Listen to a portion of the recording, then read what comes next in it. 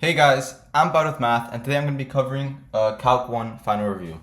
We're going to go over L'Hopital's rule, optimization, integration, and parametric curves. So we're going to start off with L'Hopital's. And L'Hopital's is really simple. If you have the limit as x approaches something, whatever, a, doesn't matter, of f of x, so some function of x over another function of x, so like a rational function. And this gives you either 0 over 0 or infinity over infinity. That means that this limit is going to be equal to the limit as x approaches a, the same value, of the derivatives of the top and bottom, not the quotient rule, the separate derivatives. So a really simple example that you've probably learned in your calculus class beforehand is the limit as x approaches 0 of sine of x over 2x. And then here what you can do is you can move the 2 outside, 1 over 2, and this is a special limit that is just 1, so the answer will be 1/2. But we're going to use L'Hopital's to solve it this time. So obviously you plug in 0, sine of 0 is going to be 0, and 2 times 0 is going to be 0. So we have an indeterminate form. What we're going to do is we're going to take the derivative of the top, so keep the x approaches 0. Derivative of the top is going to be, oh, and when you do it, I like to put that I applied L'Hopital's right here on top of the equal sign. Derivative of the top is going to be cosine of x, and on the bottom, it's just going to be 2. Now, when you plug in 0 to cosine of x, you're going to get 1. And then 1 over 2, just 1/2. So see, we still end up getting the same answer using L'Hopital's. And yeah. So what about an example where L'Hopital's doesn't help out? So let's say we have the limit as x approaches infinity of e to the x of x to the negative 2 times e to the x. Well, it's really hard to see. If you plug in, this is like 1 over x squared. If you plug in infinity to 1 over x squared, you're going to get 0. So it's going to be 0 times e to the x is just infinity, because e to the infinity is infinity. Now, this isn't actually indeterminate form by L'Hopital's, but this is a type of indeterminate form, 0 times infinity. However, this doesn't work for L'Hopital's. So what we're going to do is we're going to rewrite this limit like this. E to the x over x squared, moving the x squared to the bottom, or the x to negative 2, making it x squared on the bottom. And then we get infinity on the top and infinity on the bottom. So that means that we can apply L'Hopital's, and that means that we'll end up with the derivative of e to the x, just e to the x, and the derivative of x squared is 2x. But our issue is that we still end up with infinity or infinity. What we can do is we can just do it again. That's the great thing about L'Hopital's. As long as you're getting an indeterminate form, you're able to do it again. So we end up getting here e to the x, because it stays the same, and divided by 2. And this just ends up being infinity over 2, which is infinity. So this is our limit. If we had gotten here like 1 over 0, that's not indeterminate form. And that would mean that our limit doesn't exist. So, or well, because it's a limit to infinity, you would decide which infinity it goes to. But like, it has to be either infinity over infinity or 0 over 0. This is the important thing to note. Now we have a bit of a trickier one. What if we have the limit as x approaches 0 of x times the natural log of x? So we need an understanding. Well, let's make this 0 from the right. The graph of this, the natural log, so this is just ln of x, is going to be kind of like that, right? Where this approaches negative infinity at x equals 0. And right here we have at 1, it's going to be 0. So whatever. The important thing is that it's approaching negative infinity from the right as x goes to 0 from the right? So that means that this part here would be negative infinity. But then the x approaches 0. So what we're having is, this is going to be 0 times negative infinity, which once again, this is some sort of indeterminate form. We don't know if the answer is 0. We don't know if the answer is infinity. So we have to do L'Hopital's, except it's kind of hard to see how to do L'Hopital's here, but we can actually rewrite x as 1 divided by 1 over x, right? Because, you know, like, this would just be 1 over 1 stays the same, then you change this to multiply, and you change this to x over 1. And then you get x, whatever. But my point is, you can rewrite x as 1 divided by 1 over x. So x equals 1 over x. And so what we could do is, for our limit here, we can put the x as 1 over x divided by, or ln of x divided by 1 over x. So it would be ln of x divided by 1 over x. And so now, if we try to evaluate this limit, we'll end up with negative infinity over 1 over 0 from the right. So the graph of that graph is just going to be this. From the right, it's going to negative infinity. So this is going to be over negative infinity. So this is still indeterminate form. It's infinity over infinity. Oh, I drew this wrong. This is, sorry. So this would actually be positive infinity, right? It's going to positive infinity. And whatever, this is still indeterminate form of the point. It's infinity over infinity. The negative sign does not matter. So we're going to do L'Hopital's. So if we take L'Hopital's, we end up with the limit as x approaches 0 from the right. The derivative of ln of x is 1 over x. And then on the bottom, 1 over x. So that's like x to negative 1. Take the derivative, you get negative x to negative 2, which is negative 1 over x squared. So negative 1 over x squared. Now you can do your math here. We know it's going to be negative because of the negative sign, but we can do 1 over x divided by 1 over x squared. This is 1 over x times x squared over 1. One of the x's cancel, and we're left with x. So this is just going to be the limit as x approaches 0 from the right of negative x. Negative x, plug in 0, you just get 0. So that would be L'Hopital's. Now let's move on to probably the hardest topic in this review, which is optimization. So optimization is about fixing problems and making sure to maximize and minimize your resources. So let's say for this first example, to introduce it, we have 200 feet of fencing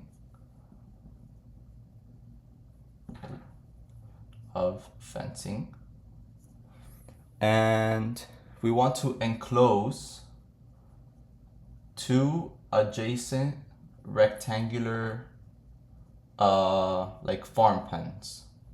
So I'll just write pens. And then we want to know what dimensions will give us the maximum area. Dimensions for max area. Well, let's try to draw it out. So we have 2 rectangular pens adjacent. So that would mean that they kind of look like this. This is one of them, this is the other. And we want to know, we have 200 feet of fencing, so we want to know the dimensions for the max area. Well, what I know is these are all the same. So I'm going to denote these things with variables. This is going to be y, y, and y. These are all y. And on the bottom here, we can either, up to you, you can either denote the entire thing as x or each one as x. I like to go for each one as x. So when you look at this, you see that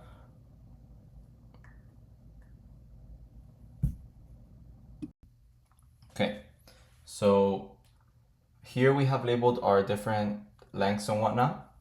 And what I'm going to do for every optimization problem, you're going to have two types of equations. One, you're going to have your constraint. And the other one you're going to have is your objective. So let's identify these. Your constraint equation is going to be what's holding you back. What's holding you back from, actually, you know, let's do objective first. Your objective equation is what you're trying to do. You're trying to find the dimensions for maximum area.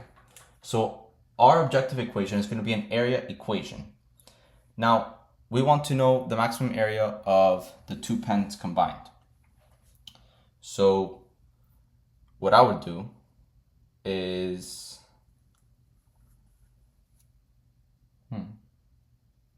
well, I guess actually, no, yeah, what I would, I mean, you can also, for the sake of this problem, I'll write this as 1x. But yeah, anyways, for the sake of this problem, our area is going to be y times x, right? So area equals xy. So this is our first equation. We're trying to maximize this. Because optimizing, minimizing, or maximizing, we're trying to maximize this.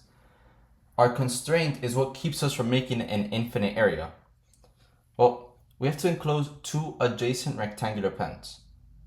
And these pens need to have 200 feet of fencing, meaning all of this has to fill in 200 feet maximum. So our constraint is going to be that perimeter. And we see here we have 1x, and we actually have another x right up here. So our perimeter equation is going to be adding these two x's, 2x, adding these three y's, plus 3y. And this will tell us how much fencing we're using, which is 200. Okay, and then this is our system of equations. So from here, we're trying to maximize area. What we're going to do is we're actually going to convert from our constraint equation, we're going to convert one of these variables to represent the other. Like, what I'm going to do is I'm going to write x solely in terms of y. So first I can minus 3y on both sides. So we'll have 2x equals 200 minus 3y. And then divide by 2, x equals 100 minus 3 over 2y. Now we're going to plug this x back into our area.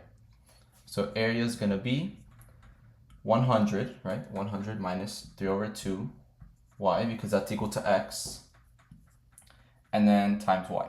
So we just distribute y, and we have an area function in terms of y now. A of y equals 100y minus 3 over 2y squared. And then if you remember probably from earlier in your calculus class, if you want to find the extreme of anything, maximums or minimums, you set the derivative equal to 0 and find the critical points. So what I'm going to do here is I'm going to find the derivative of a of y. So we're going to have a prime of y equals, derivative of 100y is just 100, minus, we bring the 2 down, that cancels out the 2 here, so we're left with 3y. 100 equals 3y, which equals 0. Which means, you know, if we solve for y equals 100 over 3. And then of course you can verify that this is actually going to be, like, this is going to give you a maximum area by using a numerical analysis. Y is a length, so it cannot be anything less than 0. And then we have 100 over 3. Let's say we plug in 1 to our equation. This is a prime of y. 100 minus 3 times 1, 100 minus 3, 97. So this is positive. And then if we plug in like 100 minus 300, negative 200, this is negative. So here we for sure have a maximum because it goes from positive to negative on the derivative. So y equals 100 over 3 will give us our maximum area. What we're going to do now is we're going to find x. So I'm going to remove this here. Well, actually, we said x equals 100 minus 3 over 2y. And then y equals 100 over 3.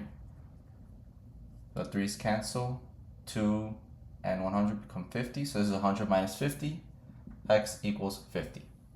So if we want to find our dimensions are just going to be our x. So, well, I mean, it depends on how they'd want it. But we'll just say this length here is, depends on if they ask for the dimensions of the whole area or of one rectangular pen. If they had one rectangular pen, you'd say 25 because that's half of 50. But we're going to do it for the whole area. So it's going to be 50 feet by 100 over 3 feet.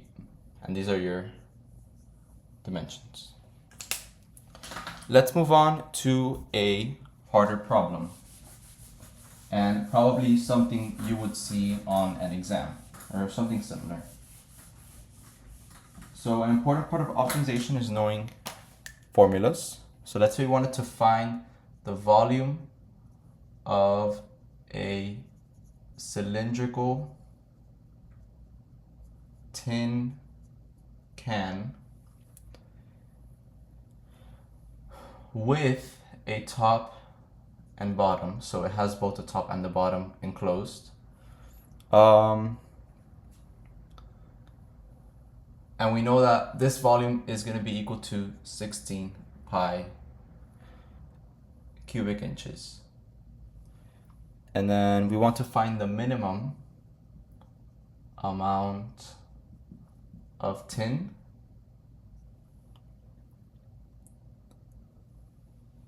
to construct what will be the height. So if we're going to use the minimum amount of tin, what will be the height? Okay, so we're going to have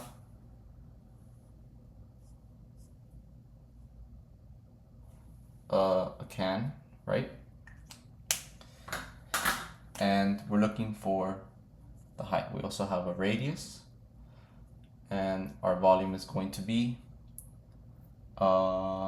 16 pi. So for this question, again, we're going to need to set up our objective and constraint. Our objective equation is minimum amount of tin can to construct. So that would mean how much tin to construct the can. That is the surface area. To calculate the surface area, it has a top and a bottom. We're going to break it down a little bit. So how would I do this?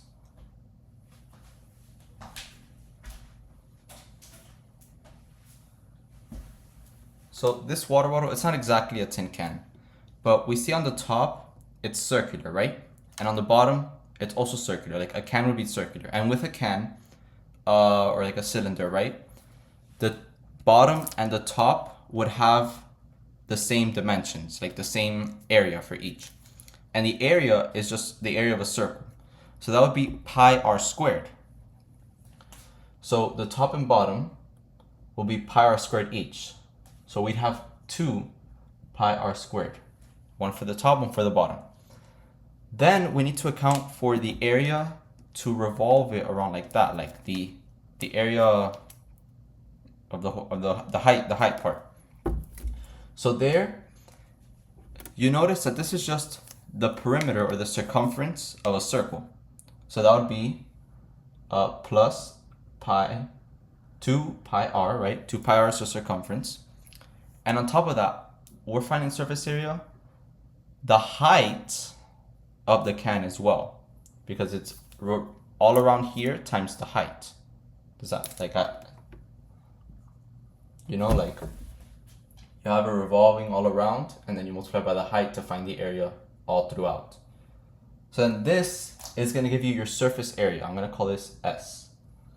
This is our objective equation. This is much harder than the previous problem, but the point is that you understand how surface area works. This is going to be harder than what would be on your exam most likely. And then our constraint is just the volume.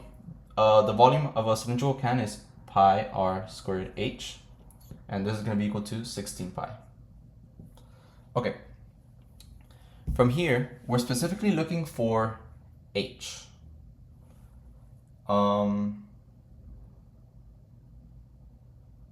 Now, what I can do is, first of all, I can cancel out pi here, so we're left with r squared h equals 16, which means there's two ways to go about doing this. You can either just divide by r squared, and that's actually what I'll do. So it might take longer, but it's easier to see. So h is going to be equal to 16 over r squared. So now I have one variable in terms of another variable. I'm going to plug this back into here. I'm going to have 2 pi r squared plus 2 pi r times 16 over r squared is going to be times 16 over r, because the r's cancel. You know, it's r squared r. And this is going to be equal to our surface area. So let's simplify a little bit. 2 pi r squared plus 32 pi over r. And then this is now going to be s of r. So now we're going to find the derivative of s of r, right? We're going to set it equal to 0, just like we do with every optimization problem. S prime of r is going to be on this side. We drop the 2, we get 4 pi r plus 32 pi r. 32 pi r, so this would be over r. This is 32 pi r to negative 1, so negative 32 pi r negative 2. So minus 32 pi over r squared, and it's going to be equal to 0. What I'm going to do is I'm going to move this to this side, so we have 4 pi r equals 32 pi over r squared. I'm going to multiply everything by r squared, so we're going to end up with 4 pi r cubed equals 32 pi. And then I'm going to divide by 4 pi. R cubed equals 8, right? If pi goes away, 32 divided by 4 is 8. And we're just going to be left with 2. Cube root of a is 2. We can check on a number line. 0, because radius can't be less than 0. And 2, plug in 1 to here. 4 pi minus 32 pi, that's negative. Then we can plug in like 3. 12 pi minus 32 over 9 pi. That would be positive, just take my word for it. So yeah, we have a minimum here for our surface area, right? Because we verified. And now all we have to do to find height, which is what we're looking for, is plug our value of r back into our equation, h equals. So h equals 16 over 2 squared, that's going to be 4. 16 over 4 is 4. So our height is going to be 4 inches. This is our answer.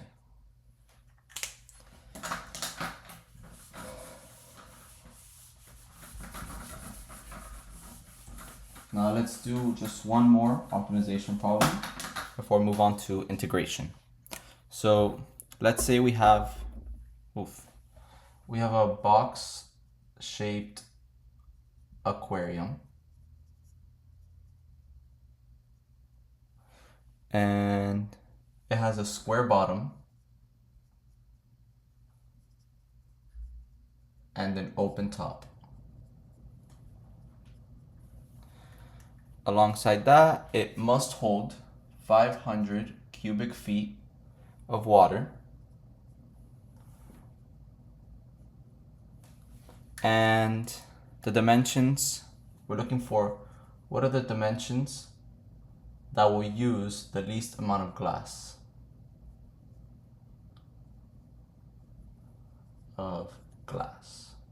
Okay, so this is kind of similar to what we just did, but instead of a cylinder, it's a little easier. So let's draw it out for a moment.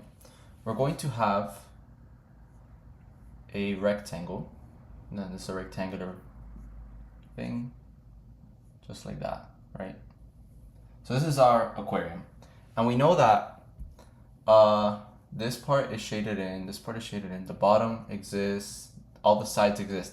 The only side that doesn't exist is this top. It has an open top. So when we calculate the surface area of this aquarium, of this tank, we're not going to account for the top because there is no surface on the top. Okay, so let's form our objective and constraint. So our constraint is once again going to be our volume. So let's form our objective first, our surface area, which has to be equal to, okay, another thing to note, it has the bottom is a square. So let's denote that with x. That means this is also x. So the area of the bottom is x squared. And then over here, this height, we'll call it y. Right? So it might be a different size, might not, we don't know, but we'll call it y. We know for sure on the bottom it's x. That means that each side, so take this deck of playing cards. Normally we have x, y, and z. But here, imagine if this bottom, x and x, imagine these two are the same. This means this is x, this is x, this is x, and this is x. And then on the top, this is just gonna be y. This is y, this is y, this is y. So that's what I'm trying to say. We don't need like the typical volume formula for this thing, the rectangular prism is length times width times height. Here we just have a length and a height. So our surface area is going to be given by the bottom area, which is just x squared, plus we have 4 faces around, so 4, and then each face is going to be an x times a y. Okay, and our constraint is just going to be really simple. Volume is going to be length times width times height, but in this case length and width are the same, so x squared y, and then this is going to be equal to 500. So this should be a very simple substitution. We're going to isolate y, so y equals 500 over x squared, and we're just going to plug it back into our surface equation. X equals x squared plus 4x times 500 over x squared. So S of x is going to be x squared plus 2000 over x. And then from here, we take the derivative. That's going to be 2x, and this one's going to be minus 2000 over x squared. We set it equal to 0. We can move stuff around, so we make them equal to each other, right? And then divide, we're going to multiply by x squared, so this is going to be, and then divide by 2. So x must equal 10. Again, check on a number line. You'll see if we plug in 1, we get 2 minus 2000, that's negative. If we plug in 11, we get 22 minus something less, it'll be something less, it's plus. So this is going to give us the least, the minimum amount of glass. So x must equal 10, and then y is just going to be this, so y equals 500 over 10 squared, that's 100, 500 over 100 is 5. So our dimensions are going to be 10 feet, right? Yeah, 10 feet by another 10 feet, because remember we have x by x, and then by 5 feet, the y. And this is our answer. Okay, let's move on to integration.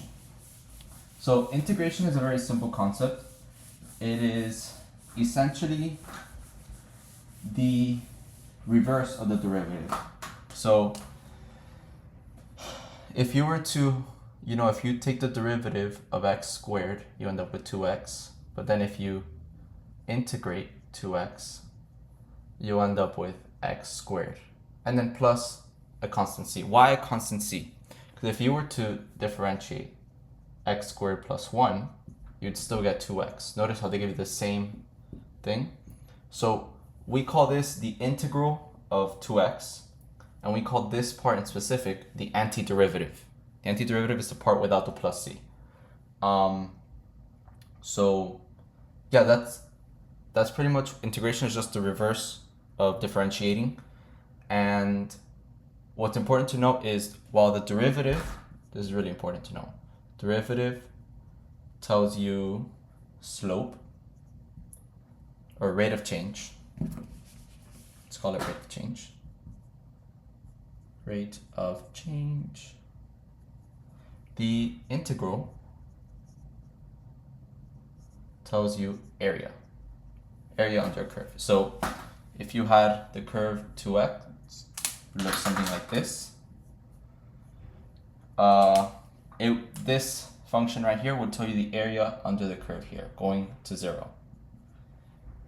If you had like a negative function, like that, it would tell you the area going up to the curve, and it would be negative. It would be negative, basically. We'll discuss that more later when we go to definite integrals, but let's cover indefinite integrals really quick. So you have to be good with derivatives now if you want to be good with integrals.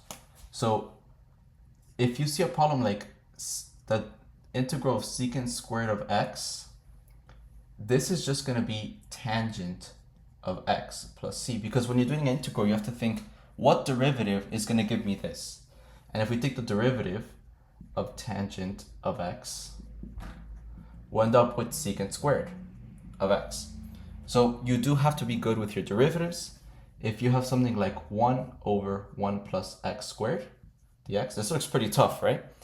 This is just going to be tangent inverse, aka arc tangent, also plus c, arc tangent plus c, right?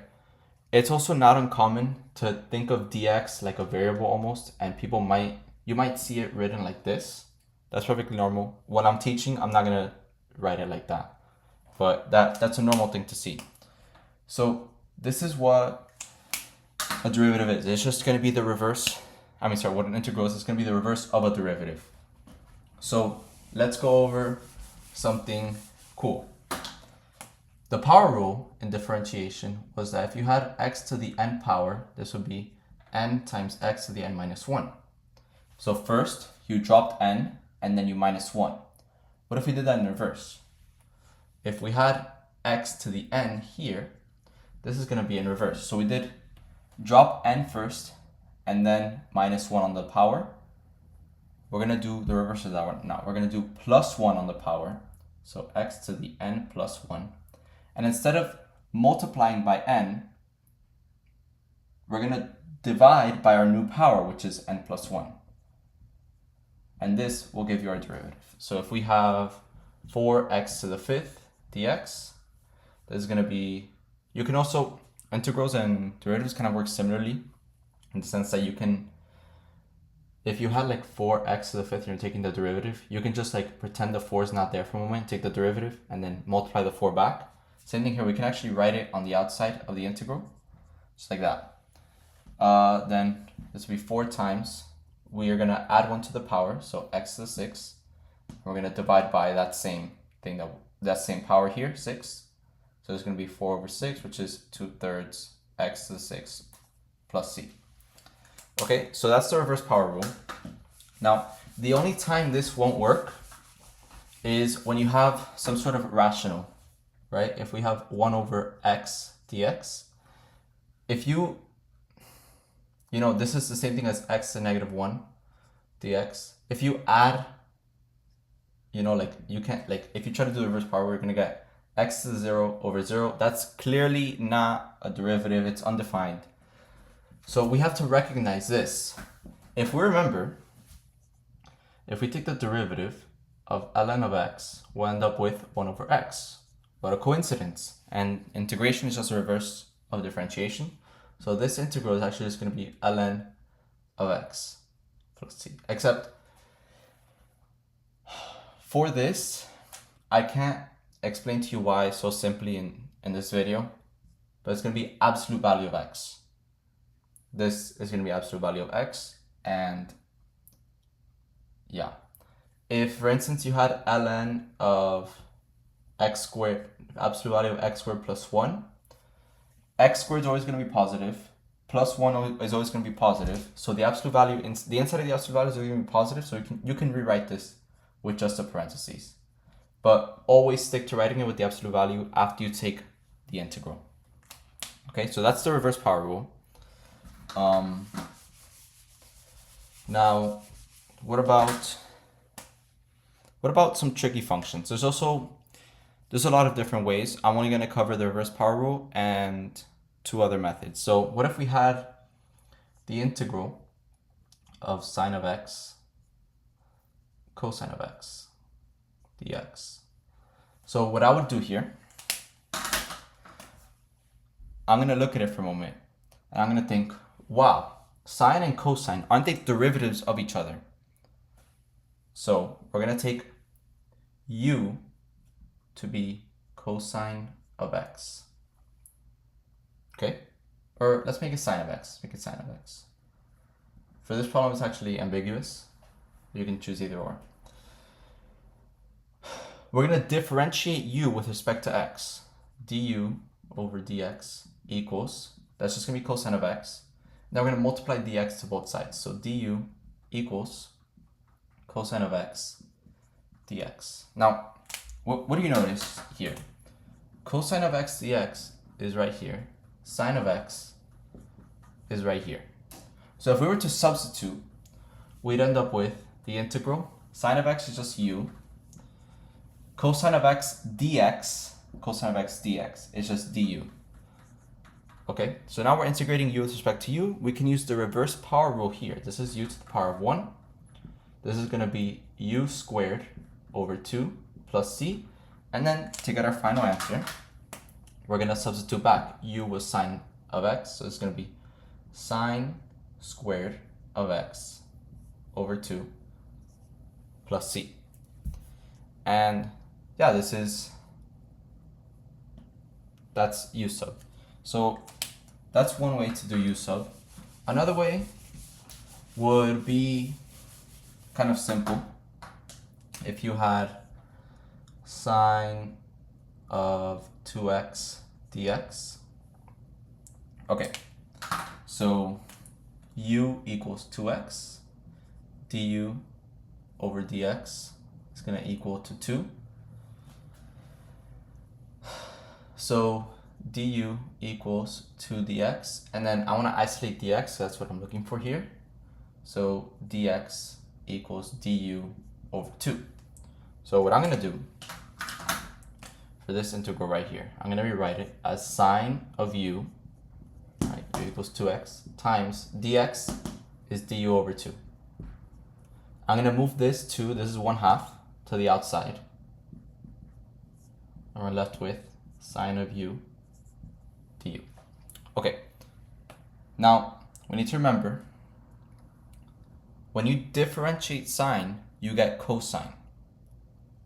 But we're going to be integrating sine. So if we were to differentiate negative cosine of x, we'd end up with positive sine of x. Okay? And that's what we have here. So we're going to get negative cosine as our integral, okay? When you differentiate sine, you get positive cosine. When you integrate sine, you get negative cosine. That's really important to note. So you have negative 1 over 2 cosine of u plus c, and then resubstitute the u, negative 1 over 2 cosine of 2x plus c. And then this is your answer. So obviously knowing that when you integrate, you know, a trig function like that with chain rule, you end up with times 2, so integrator will be divided by 2, but you can also use u sub. Another thing to note that I didn't mention is, let's say you had, what is it? Let's say you had like the integral of x third plus x to the fifth dx. You can just separate them like that. If they're separated by addition or subtraction, you can just separate them. This will be x to the fourth over 4 plus x to the 6 over 6. You don't have to worry about the plus c for each one. You just need one general plus c. Because if you have plus c1, and then let's say this was plus c2, c1 plus c2 is still some constant c. So this would just be x to the fourth over 4 plus x to the 6 over 6 plus c. Okay, so that's that. That's u sub. Obviously it can be more complicated and harder to like see. So it's important that you practice u sub. The last method I have here is it's called the plus k minus k method. I'm not sure if that's actually what it's supposed to be called, but like essentially, okay, let's say we had the integral of x over x plus 2 dx. Now, this is kind of a tricky integral. What I could do here,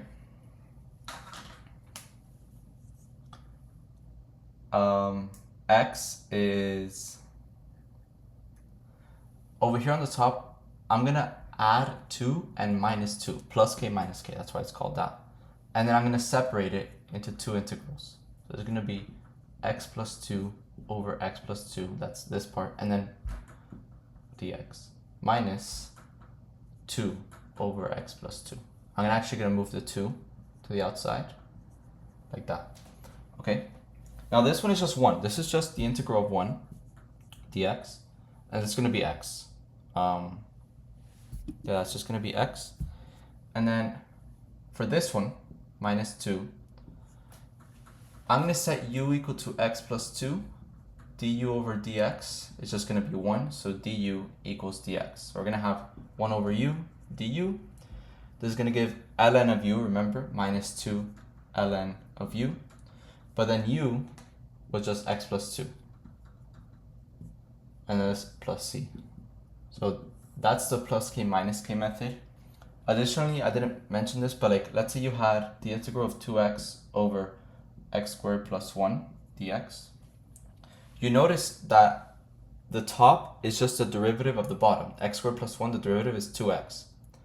So remember that for ln of u, when you're differentiating, it's just going to be u prime over u. So the derivative of u over u. So this is still going to be ln of x squared plus 1 plus c. So it's not just 1 over x. It can be, it's just the derivative of the bottom over the bottom. And yeah, these are the integration techniques. Now, let's see the fundamental theorem. So integrals give area, and so let's say we put limit on our integration symbol. We would have of some function f of x. What we would do is we would plug in f of b and then f of a and then minus each other. So what that would look like, let's say we had an integral from 0 to 2 of x squared dx. So graphically, that's like, we're gonna find the area here. That's what that integral is telling us. we're gonna find the area right here. This is just gonna be x cubed over 3, and then this is a notation we like to do. We do a bar, 0 to 2. Also, we don't do a plus c for definite integrals. These are called definite integrals, because you'll see here. Here, I'll show you why we don't do a plus c. We'll do plus c, 0 to 2, or 2 to 0, whatever. Now we're gonna plug in 2, so we end up with 2 cubed is 8, so 8/3 plus c, and then minus f of a, so when we plug in the bottom, 0 over 3 plus c. You'll get 8/3 minus 0, 8/3 plus c minus 0 minus c. The c's cancel, the 0 goes away, we're just left with 8/3. In every case for indefinite integration, the c's will go away, the constants will go away. So we don't actually ever add this. We would just say x cubed over 3 from 0 to 2, and we omit the c. And yeah, so we know the area here is going to be 8/3 units squared. I don't know. But yeah, that's pretty much it. That's what integration is. And now let's move on to the final topic, which are parametric curves. So parametric curves, these are a little tricky. So we've been looking at the xy plane as x is our independent variable, y is our dependent variable. We're going to look at the xy plane now as if both x and y are our dependent variables. And we're going to introduce a new variable, t, as our independent. And now we're going to have x be a function of t and y be a function of t. So this is what a parametric curve is. It kind of relies on this independent variable to form curves, right? So I think the best way to just go about it is just showing you. We're gonna have a graph here. We're gonna graph one, right? It's gonna be y, it's gonna be x. Let's say we have a set of parametric equations where x of t equals 2t and y of t equals t. We can just set up a table. Well, there's multiple ways to do this. We can either set up a rectangular thing. So like we can say that x equals 2t, so t equals x over 2, and we can plug this into y. So then y equals x over 2.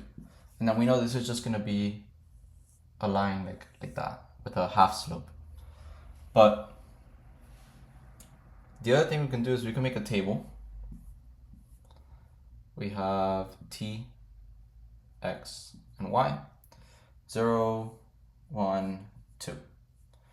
When they're 0, they're both 0. When t is 1, x is going to be 2, y is 1. And then x is going to be 4, y is 2, and you can plot the points. So 2, 4, 1, 2. And you'll see here and here. And then you can also notice, right, it's going that way. As t increases, it's going that way. So we're actually going to draw arrows. Parametric curves show direction as well, unlike normal functions. So we have to draw like arrows signaling that our parametric curve is moving that way. This was a simple example. And let's say we wanted to find the derivative of this parametric curve, so dy dx. This is a little tricky. Well, not really, because we have y here, but let's say we didn't have y here. We're going to see it as the derivative of y with respect to t over the derivative of x with respect to t. So this is y prime of t over x prime of t. And then in this case, y is just t, so 1, and x would be 2. So 1/2 is our slope, which makes sense because we have this linear function with a slope of 1/2. But that's the derivative, right? You take the derivative of each one with respect to t and divide them. Y on the top, x on the bottom. Let's go over one last example. This example is going to be pretty cool in my opinion, and it's used more in calculus 3, but whatever, it's calculus 1. So let's say we have parametric curves x equals cosine of t, y equals sine of t.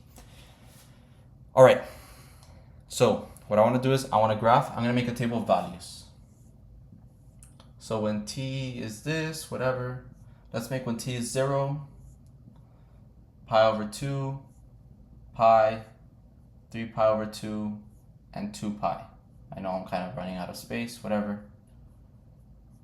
Okay, so when t equals 0, x is going to be 1, y is going to be 0. I'm just looking here, obviously. When t equals pi over 2, x will be 0, y will be 1. When t equals pi, we have -1, 0, then we have 0, -1, and then we have 1, 0. Like it's a cycle. It's going to be a cycle because we know that cosine and sine are both periodic functions. So we're going to end up with something like this. We're going to have the point 1, 0, 0, 1, -1, 0, 0, -1. And then we're actually going to have, it's going to travel like this.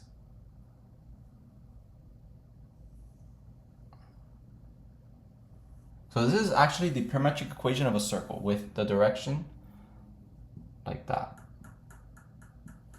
Right, so this is a parametric circle oriented counterclockwise. And as you can see, yeah, that's what it is. If you want to find the derivative, dy over dx is going to be equal to y prime. So y prime is going to be cosine of t. And then x prime is going to be negative sine of t. So it's going to be negative cotangent of x. It's going to be our derivative. How that helps, I don't know, but that's the derivative of our parametric curve. And yeah, now what if I switch this to be a negative sign? Well, first, this will be positive. Here, y would be negative here and then positive here. So that means we'd actually just travel this way. So the orientation would switch.